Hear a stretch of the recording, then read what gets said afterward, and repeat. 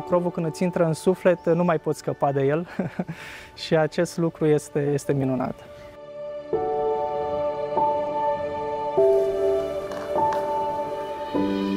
Urcatul aici sus la schid e ca un fel de reset sufletesc, dacă putem să-i spunem așa. Lucrul ăsta trebuie să-l simți, trebuie să-l trăiești, ca să poți să te bucuri de el. Vedeți, astăzi omul este prizonierul confortului lui, a utilităților lui și îi scapă interacțiunea aceasta cu cel de lângă el, taina aceasta a comuniunii cu celălalt. Venind aici la Schitul Pocrov, mi-am asemănat cu muntele Athos, inclusiv cântatul păsărelelor, inclusiv peisajul, liniștea, Sfânta Liturghie care se face în fiecare zi.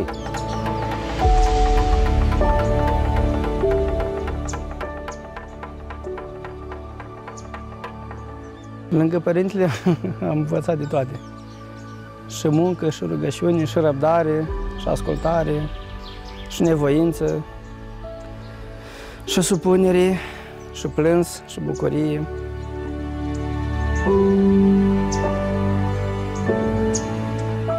Dumnezeu rânduiește în tot timpul și în tot locul ca să fie oameni binecuvântați de Dumnezeu, care se roagă mult, care postesc mult, care transmit cuvântul Lui Dumnezeu mai departe. Mereu să te gândești cât ești în mănăstire, zic eu, mereu să te gândești la cum ar trebui să fii prieten al lui Hristos.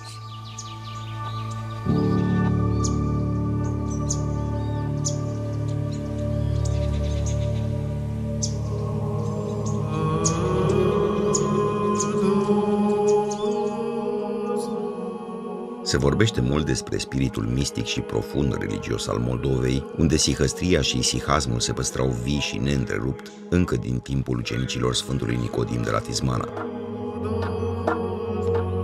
Toate mănăstirile sau schiturile din Moldova au la temelie un început. Ele nu inițiază, ci continuă o sacralitate a locului, pe care am venit și noi să o descoperim. Deocamdată, Mănăstirea Neamț. Privind munții aceștia teribili ai Moldovei, ne întrebăm și noi ce a văzut Sfântul Paisie Velicicovski cândva, sfânt ucrainean, rămas al Moldovei pentru totdeauna, îngropat între codrii nemțeni și continuat în duh de mii de duhovni și sfinți, care i-au urmat modelul și școala de isihasm.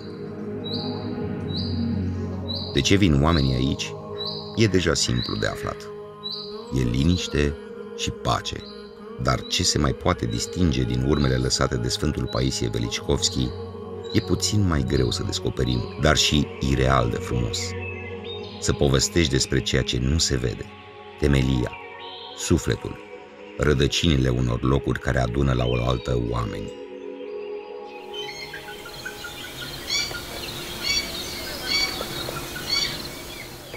Chiar dacă în munții Neamțului firescul e firesc de când lumea e lume, iar viața așa are rostul stabilit dintotdeauna, ea e trăită tot pe pământ. Despre viața de acum, despre o mare de liniște într-o mare de verde, despre câțiva călugări și rosturile lor care fac lumea să meargă înainte, va fi vorba în cele ce urmează. Viața oamenilor cu un pas mai aproape de cer, pentru că de sus, lumea se va vedea întotdeauna mai limpede și mai clar decât o poți face de jos.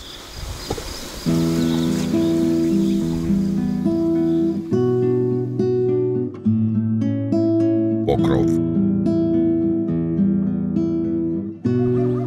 Întotdeauna, explorarea așezărilor monahale, cât și a modului de viață monahal, rămâne una dintre platformele cele mai interesante ale interacțiunii omului cu cel de sus.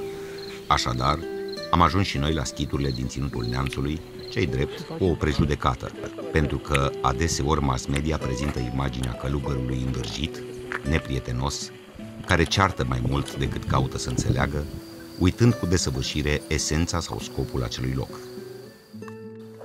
Dar la Procov, realitatea infirmă încă o dată această părere preconcepută. Aici am întâlnit oameni foarte primitori, în stare să-ți așeze inima lor în palme. Până la urmă, Lucrurile nu pot îngheța în versiunea lor primă.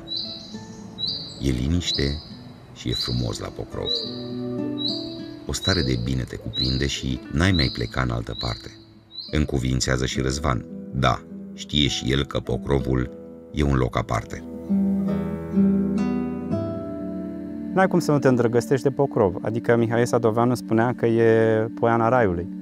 N-ai cum să nu te îndrăgostești de Poiana Raiului. Poți înțelege acest lucru doar dacă vii să vezi locul, doar dacă vii să simți, să asculți liniștea. Iar pe urmă, prietenia pe care am legat-o cu părintele Ambrozie, starețul de aici, cu atât mai mult ne-a motivat să venim foarte des aici la mănăstire, pentru că suntem așa, ca într-o familie.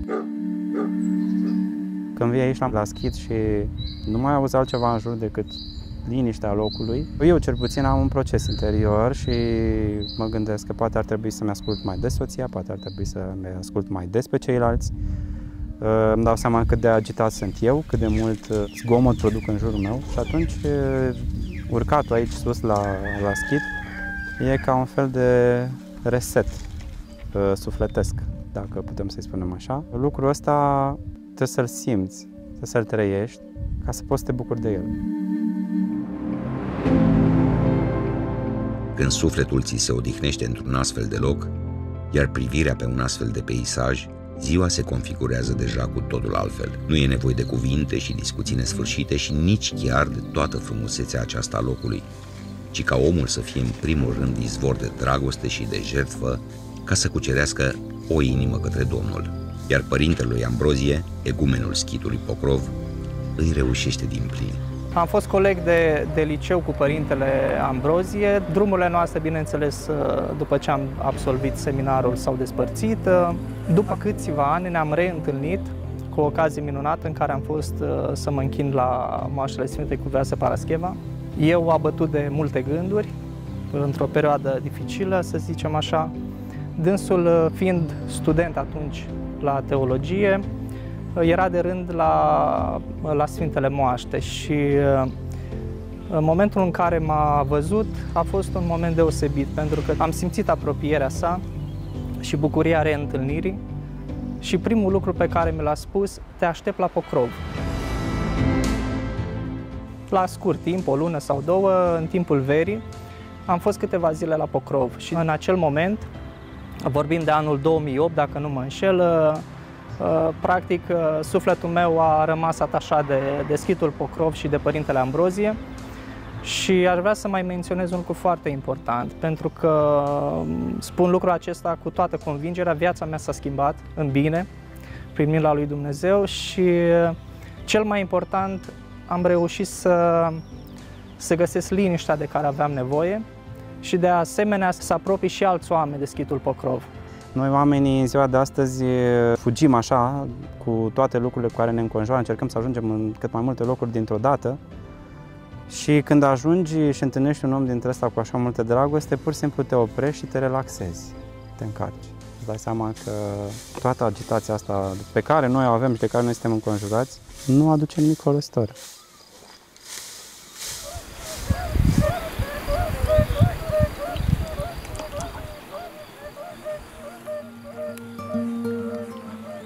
Odată cu amorgul se lasă și tăcerea. Broaște și greier care se întrec în concertul de seară, apoi lătratul îndepărtat al unui câine și mugetul stins al unei vaci, freamătul pădurilor. Dar și ecourile acestea ale vieții de aici, tot liniște sunt. Să fie oare liniștea aceasta prea asurzitoare? De multe ori liniștea unui loc scoate la suprafață conflictele noastre interioare și zbuciumul pe care îl purtăm în viața noastră și unii pot să se folosească de această liniște exterioară ca să-și rezolve sau să lucreze cu el însuși, iar alții sunt cumva depășiți sau liniștea este prea apăsătoare și au nevoie de mai multă socializare, de mai multă interacțiune cu ceilalți. Și de aceea, de obicei, în locurile acestea retrase, nu sunt prea mulți viețuitori, așa cum sunt și aici la schitul Pokrov. Nu trebuie să avem o ambiție din aceasta în care vrem să-i facem pe toți călugări, dar cred că cel mai important pentru monahism și pentru noi monahii este să înțelegem că exercițiul spiritual pe care îl facem noi aici în mănăstire este calea care duce spre tine însuți, ca să te poți pune înaintea lui Dumnezeu așa cum ești. Uneori avem așa o obsesie a faptului că nu avem povățuitori, pentru că de multe ori am vrea să avem pe cineva, un îndrumător care să ia hotărâri în locul nostru sau să ne spune exact ce să facem, dar vedem și în relația noastră cu Dumnezeu, noi trebuie să descoperim ceea ce ni se potrivește, să experimentăm, citim în Sfânta Scriptură, citim în scrierile Sfinților Părinți, primim un cuvânt duhovnicesc de îndrumare de la duhovnicul nostru, de la părinți îmbunătățiți, lucrăm cuvântul acela în viața noastră, dar prin experimentarea acelui cuvânt reîntregim această călăuzire spirituală.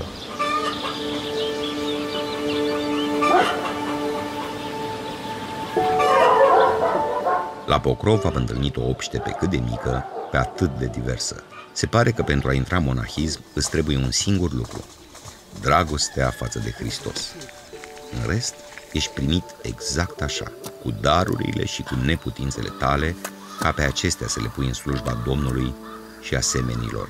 Și atunci nu mai e de mirare că un fost primar poate alege viețuirea monahală. Cândva edil al comunei Erbiceni din județul Iași, astăzi frate viețuitor la schitul Pocrov. După 3 mandate în administrația publică locală, Constantin a ales să-și pună în cui sacoul de primar și să îmbrace haina monahală. Gândul de a intra în monahism încă din tinerețe i-a încolțit. Doar că anii au trecut, tinerețea și ea, dar gândul de călugărie a rămas. În 2002 veneam la mănăstire la Neamț. Acolo era locul unde mi era mai aproape. Și din întâmplare, la ocazie, era actualul stareț. Era călugăr.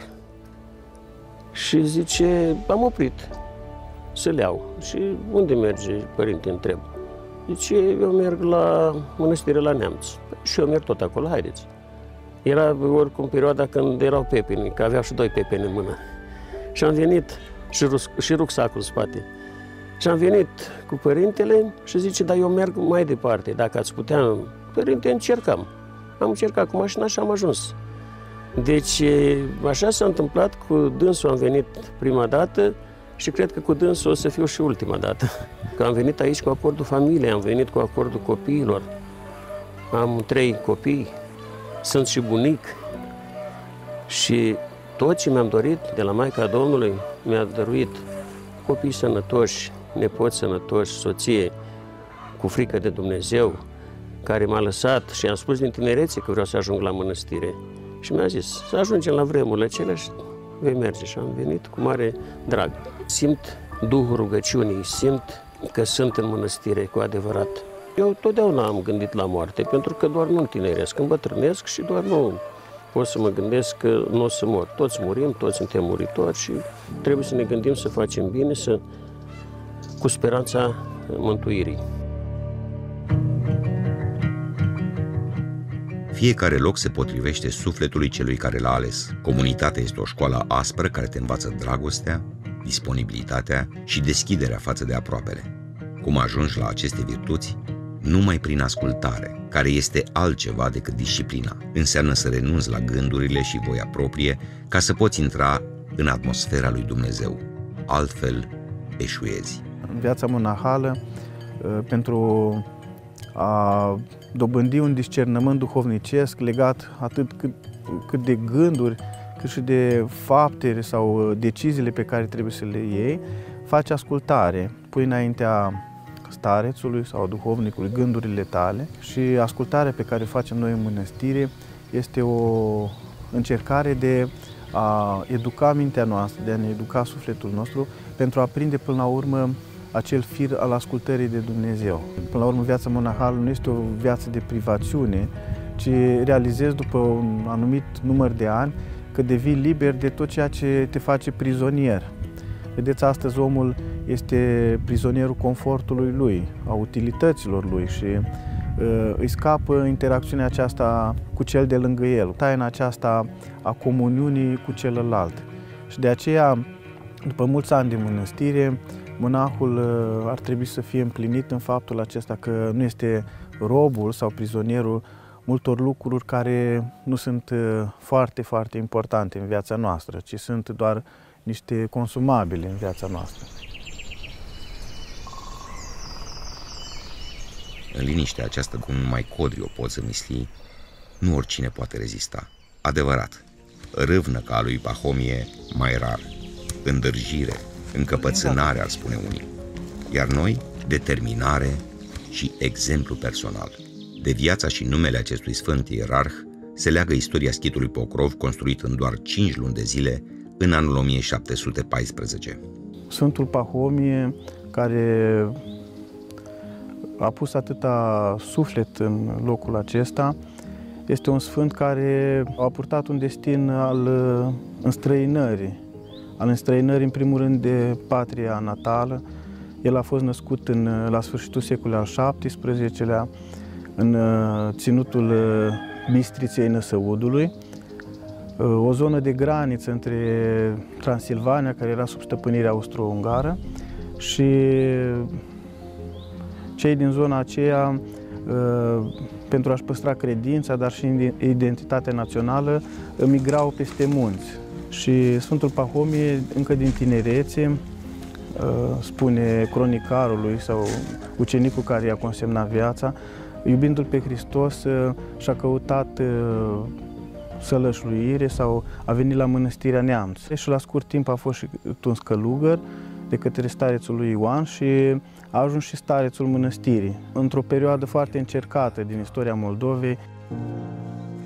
Dar nu greutatea vieții monahale, ci râvna pentru o viață mai sporită l-a determinat pe Pahomie să plece la Kiev. Călugării obișnuiau în acele vremuri să facă pelerinaje inițiatice la Kiev, cum se făceau odinioară la începuturile creștinismului în Palestina și Egipt. Era fascinant Kievul nu numai pentru moaște, nu numai pentru sfinți, ci mai ales pentru faptul că în cadrul acestei academii teologice, era una dintre puținele în vremea aceea, călugării, preoții sau creștinii aveau contact cu cărțile. Și din lucrarea lui Dumnezeu a avut o întâlnire extraordinară cu un sfânt rus, cu mitropolitul Dimitrie al Rostovului, care, văzându-i râvna, văzându-i dorul, un dor ascuns, acela de a cultiva și mai mult lucrarea aceasta duhovnicească, îl întreabă: ce dorește inima ta? Și Părintele Pahomie îi spune să petreacă în liniște. Pahomie se întoarce așadar la Mănăstirea Neamț și nu departe, în munții Chinacului, unde astăzi se află schitul Pocrov, se retrage ca postnic, dar postnicia nu o practică prea mult timp, pentru că este luat direct din pădure și pus în scaunul episcopal la Roman. Din nou trecea prin încercarea aceea de a părăsi tot ceea ce este drag. De altfel, până la sfârșitul vieții a purtat această cruce a pribegiei și timp de 7 ani, într-o perioadă tot la fel de încercată, el a fost cel care a uns pe primul domn Fanariot, pentru că mitropolitul de atunci era fugit de frica turcilor în Polonia și următorul în ordinea ierarhică era episcopul de Roman. Și atunci episcopul Pahomie de Roman l-a uns pe primul domn Fanariot, pe Nicolae Mavrocordat, care i-a purtat un deosebit respect. Și atunci când episcopul Pahomie a vrut să se reîntoarcă la locul lui, i-a dat acordul și a demisionat din scaunul de la Roman și se retrage aici, în locul puzniciei sale, și pe 14 aprilie este ziua când începe a construi această bisericuță de lemn a schitului, pe care a închinat-o Maicii Domnului, mai exact sărbătorii acoperământului Maicii Domnului. Este prima biserică din țara noastră care a avut acest hram. Sfântul ierarh Pahomie s-a rugat ca schitul să nu fie niciodată închis. Și într-adevăr, schitul Pocrov niciodată nu a fost închis, chiar dacă a trecut de-a lungul timpului și prin diferite incendii, prin perioada comunistă, când regimul comunist a vrut să desfințeze acest schit. Iată că rugăciunea Sfântului a fost atât de imprimată în locul acesta, încât el a rămas și a dăinuit și până astăzi și credem că va dăinui și de acum încolo. Din cauza împrejurărilor nefavorabile ale acelor timpuri, Sfântul Ierarh Pahomie se duce la Kiev și la 50 de ani trece la Domnul, fiind înmormântat în fața ușilor împărătești ale Lavrei Pecerska. Iată un ucenic al lui, după ce a plecat către Domnul la câțiva ani, a adus osemintele la schitul Pokrov. Asta a fost dorința titorului, ca să aducă acolo osemintele, și au fost îngropate în biserică, sub pavaj, și în anul 2013, când s-au făcut lucrări de consolidare a bisericii, când s-a săpat, s-a găsit osemintele Sfântului Cuvios Pahomie în biserică. Au fost ridicate de acolo, s-au spălat, cum este rânduiala la noi, și au fost puse într-o raclă amenajată și sunt în biserica titorită de Sfântul Ierarh Pahomie. Așa a arătat viața Sfântului Ierarh Pahomie de la Gredin în slujba Domnului în acele vremuri. Arta viețuirii monahale e o făclie mistică. Pahomie a preluat-o de la Paisie, iar Paisie de la Vasile de la Poiana Mărului. Cercul se închide, rămânând mereu deschis.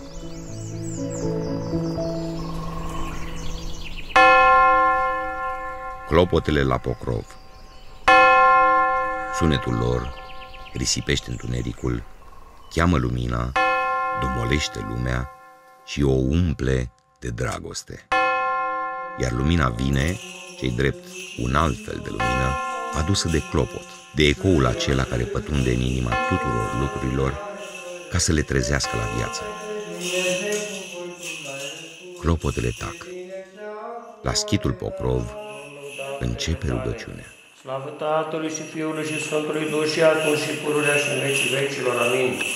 Sfinte Dumnezeule, Sfinte tare, Sfinte fără de moarte, miluiește pe noi. Sfinte Dumnezeule, Sfinte tare, Sfinte fără de moarte, miluiește pe noi. Sfinte Dumnezeule, Sfinte tare, Sfinte fără de moarte, miluiește pe noi. Slavă Tatălui și Fiului și Sfântului Duh și acum și pururea și în vecii vecilor.